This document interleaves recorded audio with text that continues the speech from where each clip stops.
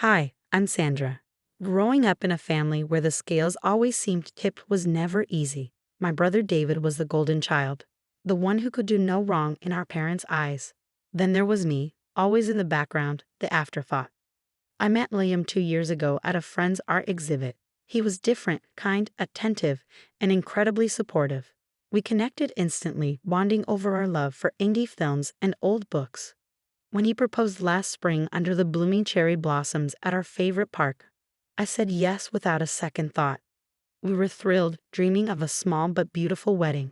I even had a wedding fund my parents had promised me, just like they had given David 3 times over. But everything started to fall apart one Sunday afternoon during a family dinner. David announced his third engagement, and the room filled with congratulations and toasts while I sat there, a fake smile plastered on my face. Later, when I casually mentioned my wedding plans to my parents, the room went silent. You know, Sandra, we had to use some of your wedding fund for David's ceremony, my dad said, not meeting my eyes. He needed it more, you understand, right? I felt as though I'd been punched in the gut. Use some of it? What does that mean? I managed to ask. My mom's voice was unusually sharp as she added, well, it's all gone. We thought you'd take longer to find someone, given your history. David needed it. Just like that, it was gone. I could barely keep the tremor out of my voice. You promised me. You promised that the money was for my wedding. How could you decide on your own to give it all to David? It was necessary, Sandra. Your brother has gone through a lot with his divorces. He needed a fresh start, a proper wedding to set things right. My dad explained, as if it made perfect sense to erase my dreams for David yet again. And what about me? Don't I deserve a fresh start too? I stood up, my chair scraping loudly against the floor. I've been planning and saving with Liam, counting on that fund. My mom's response was cold, dismissive. You should have been more proactive about your relationships, Sandra. We made a decision based on necessity. I left the dinner early, my heart racing and my mind reeling. Liam was waiting for me at home, and seeing his face was the only thing that felt right. That night, I broke down. We talked for hours and decided that we wouldn't let this destroy our plans. We'll have our wedding, Sandra, no matter what. Liam reassured me, holding me close. We downsized everything, chose a smaller venue, cut down the guest list, and made homemade decorations. It wasn't the wedding I had imagined, but it would be ours, filled with love, not the weight of betrayal. That night, as I lay beside Liam, a sense of resolve settled over me. My parents had made their choice, and now I was making mine. They would not dictate my happiness. This was the beginning of my new life with Liam, free from favoritism and unfair compromises. The anger and hurt boiled inside me for days after discovering their betrayal. I needed answers, so I arranged to meet my parents for coffee one chilly morning. The air was as tense and cold as my nerves. As soon as we sat down, I couldn't hold back. Why did you do it? Why did you give David my wedding fund without even discussing it with me? My dad sighed, rubbing his forehead. We thought we were making the right choice. David's situation was urgent. He needed to settle down after everything he's been through. And what about me? What about my wedding? My voice broke, the hurt evident. My mom looked around nervously, her voice low. Your brother needed more support, Sandra. You've always been the strong one. So that's it. You decide on my behalf because I'm strong. You spend my wedding fund as if it's nothing. The disbelief and hurt mixed into a bitter cocktail of emotions. We didn't think you'd be getting married so soon, my dad added, trying to justify their decision. Honestly, we thought you might back out, considering your past relationships. That's not your decision to make. It was my fund, promised to me. How could you gamble my dreams away on David's third attempt at marriage? I couldn't hide the scorn in my voice. The conversation grew heated as they piled on justifications, each one striking a nerve. They talked about family obligations and supporting each other, but all I heard was their clear preference for David. Finally, I stood up, my chair scraping loudly. This isn't just about money. It's about trust, about respect. You've shown where your priorities lie, and sadly, it's not with me. Leaving the cafe, I felt both liberated and sorrowful. The confrontation had laid everything bare. The parents I thought I knew prioritized David over me without remorse. The emotional toll was heavy, and I spent nights ruminating over every word exchanged. It was clear they saw David as the one who needed protection, while I was just expected to cope and move on, always the resilient one. In the weeks that followed, Liam and I continued planning our wedding. We chose a quaint local park for the ceremony, a stark contrast to the lavish venues David had enjoyed. Our decorations were simple but beautiful, handmade with care and love. Our guest list included only those who truly cared for us. No pretenses, no forced smiles. When I sent out the invitations, I made a conscious decision not to include my parents. It hurt, but it was a necessary step to protect my own well-being. They had chosen their path, and now I was choosing mine. Planning our modest wedding became a healing process. With each decision, I reclaimed a piece of myself that had been overshadowed by my family's expectations and favoritism. Liam stood by me, his support unwavering. We were building something true and lasting, far from the shadows of betrayal. This wasn't just about creating a wedding day, but about laying the foundation for our future. A future where our choices mattered and where we were free from the weight of unfair family dynamics. Our wedding day dawned bright and beautiful, a stark contrast to the storm of emotions that had led up to it. The park was bathed in the golden glow of the morning sun, the air fresh and filled with the scent of blooming flowers. It was simple, nothing like the opulent affairs David had, but it was perfect for us. Liam and I had chosen every detail with care, from the wildflowers that lined the makeshift aisle to the gentle acoustic music that played in the background. Our friends and a few family members gathered, their faces bright with genuine happiness and love. There were no ostentatious displays, no unnecessary pomp, just a heartfelt celebration of two people committing to each other. As I walked down the aisle, my heart was full. I glanced at Liam, and the look in his eyes told me everything I needed to know. We were doing this right. Our vows were promises of support and companionship, spoken from the heart. When we kissed, the applause from our small group of guests felt like the sweetest music. We spent the day laughing, dancing, and sharing stories. The reception was a joyous, intimate gathering with homemade food and decorations that our friends helped create. It was a true reflection of who we were as a couple, not just a spectacle for the sake of others. Later, as we shared our wedding photos online, the reactions were immediate and overwhelmingly positive. Friends and distant relatives congratulated us, celebrating the happiness that shone through every picture. However, not everyone was pleased. When my parents saw the photos on social media, their reaction was a mix of shock and fury. They hadn't expected to be excluded, despite everything that had transpired. How could she not invite us to her own wedding? My mother's text read, brimming with indignation and hurt. After everything we've done for her. My father's response was colder and more cutting. Ungrateful. After all the years of support, clearly she's chosen her path. Their messages were a jarring note in our otherwise perfect day, but I had expected them and was prepared. With Liam's hand in mine, I felt strong enough to face the fallout. The next family gathering was tense as news of our decision spread. Whispers and sideways glances followed me whenever I entered the room. Some family members approached, questioning why I hadn't included my parents and hinting at the need for family unity. But as I explained my reasons, with Liam and those who understood supporting me, I felt a resolve within myself. This was about setting boundaries, about respecting our own needs and happiness above toxic family expectations. Despite the backlash, there was also an unexpected outpouring of support. Several cousins and aunts reached out privately, expressing their understanding and sharing their own stories of dealing with family pressures. It was comforting and reaffirming, a reminder that we weren't alone in our struggle for independence and respect. As the days turned into weeks, the initial shock from my parents faded into a strained silence.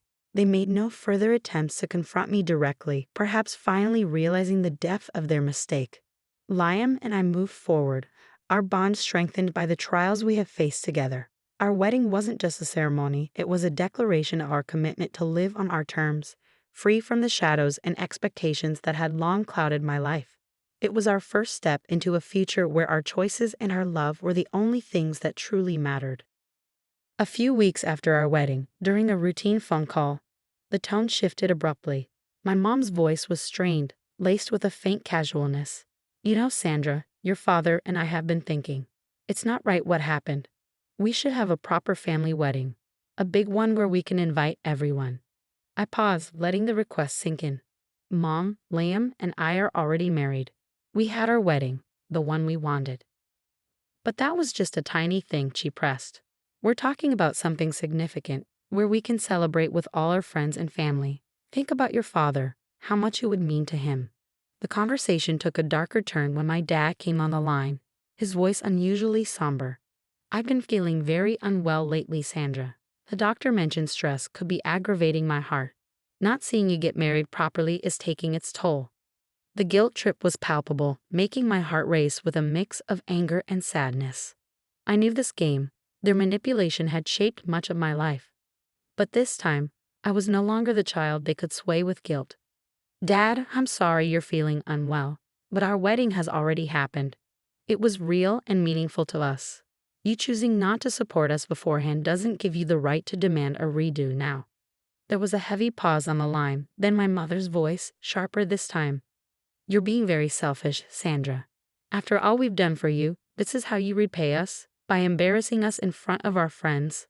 The old me might have caved, apologized, and tried to mend things, but I had grown, fortified by Liam's love and the support of true friends. "No, Mom. What's embarrassing is using your daughter's wedding fund for your son's third marriage without a second thought. Liam and I are happy with how we celebrated our love, and that's all that matters." The call ended abruptly, their words hanging in the air like a bitter aftertaste. I knew this wasn't the end of it, but I felt a newfound strength within me. I wasn't the same person who once feared their disapproval. Days later, a letter arrived, formal and cold.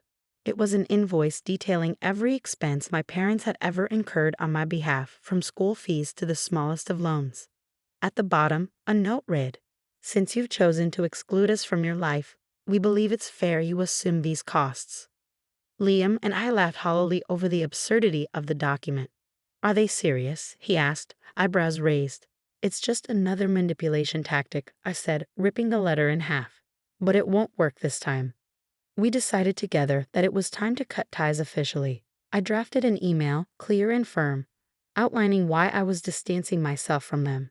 It highlighted their lack of respect for my autonomy and their continuous attempts to manipulate my emotions. After sending the email, I felt a surge of freedom mixed with inevitable sadness. It wasn't just about separating from my parents, it was about reclaiming my life. In the weeks that followed, the air around us seemed clearer, our decisions unclouded by guilt or obligation. We were building a life on our own terms, and every small victory felt like a triumph. Their demands for a second wedding and their manipulations had only strengthened my resolve. Liam and I were united, our foundation built on mutual respect and understanding, not on the shifting sands of familial approval. This chapter of my life was about standing firm in my beliefs, about not letting guilt and manipulation dictate my choices. It was about living a life true to myself, and that was the greatest freedom I could have ever claimed. The weeks following my decision to formally distance myself from my parents were filled with a profound, liberating silence. However, that quiet was abruptly broken by a surprise visit from my parents. One afternoon, they showed up at our doorstep unannounced, their faces a mix of determination and feigned concern. "Sandra, we need to talk," my mom said, stepping forward as if to embrace me. I held up my hand, stopping her mid-stride. "There's nothing left to discuss," I replied firmly. "You received my email. I meant every word." My dad's expression hardened. "We're still your parents, Sandra. You can't just cut us out like we mean nothing. I gave you both every chance to be part of my life in a respectful, supportive way. You chose not to take those opportunities," I said, my voice steady despite my racing heart. "What you call meaning nothing is actually me setting boundaries." They attempted to argue, to plead their case, but I was resolute. Liam and I deserve to live in peace without manipulation and guilt-tripping. This is my final decision. The confrontation reached its peak with a clarity that felt almost surreal. "Mom, Dad, I wish things were different, but they aren't. Please respect my wishes and do not contact me again." I stated the finality in my voice, mirroring the closure I sought. After a few moments of tense silence, they left, and with their departure, I felt a weight lift. I blocked their numbers, their emails, and all social media connections. It was a drastic step, but a necessary one that marked the beginning of a truly independent life. In the months that followed, Liam and I thrived. We decorated our small apartment, celebrated each other's successes, and supported one another through challenges. Life without the constant stress of familial expectations was lighter, more joyful. We often spent evenings talking about our dreams and the future we were building together. Each conversation, each plan we made, was a stitch in the new fabric of our life. one untainted by the shadows of the past. One evening, as we sat watching the sunset from our balcony, Liam took my hand. "Do you ever regret it, cutting ties?" he asked gently. I squeezed his hand, my heart full of peace. "No, because it led us here, to this moment, to a life where we are respected and loved for who we are, not for what we can give." Reflecting on everything, I realized the importance of choosing one's own path. It wasn't just about escaping toxicity. It was about honoring oneself, about living a life filled with genuine love and respect. I learned that sometimes the hardest decisions are the most necessary, and that true happiness often requires us to stand firm against the very forces that claim to love us the most. Liam and I planned trips, explored new hobbies, and built a community of friends who shared our values. We were no longer defined by my familial past, but by the choices we made each day. As I share this story, I hope it serves as a reminder that while family can be a source of great love and support, it should never come at the cost of our self-respect or happiness.